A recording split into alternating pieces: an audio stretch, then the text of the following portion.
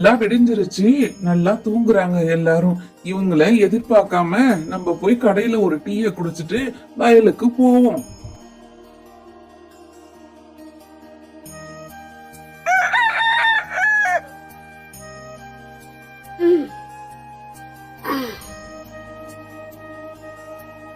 நல்லா விடிஞ்சிருச்சு.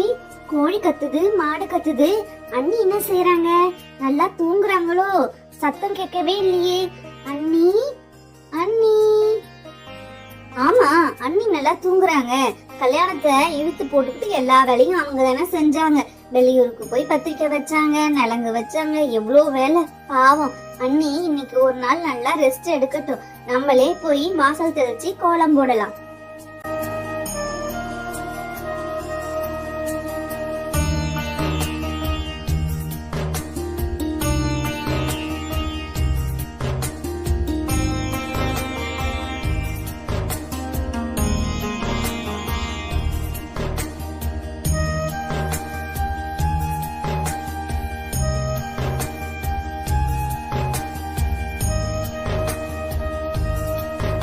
சரி, வாசல்ல கோலம் போட்டாச்சு. அதுக்கப்புறம் அண்ணி என்ன செய்வாங்க? மாடுக்கு வைக்கல் போடுவாங்க, அப்புறம் பால் கறப்பாங்க, டீ போடுவாங்க. இரு லட்சுமி, கத்தாத. இப்பதான் நான் உன்னை பத்தி பேசிக்கிட்டு இருந்தேன். உனக்கு வைக்கல் போடணும். இதோ வர இரு.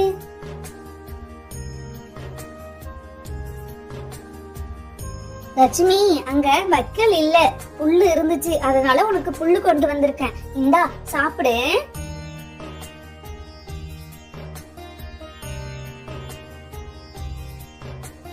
சரி, நம்ம போய் ஃபர்ஸ்ட் அண்ணி எழுப்ப வேணாம். போயிட்டு நம்ம ராமுவை எழுப்போம். அவரை எழுந்து டீ குடிக்க சொல்லலாம்.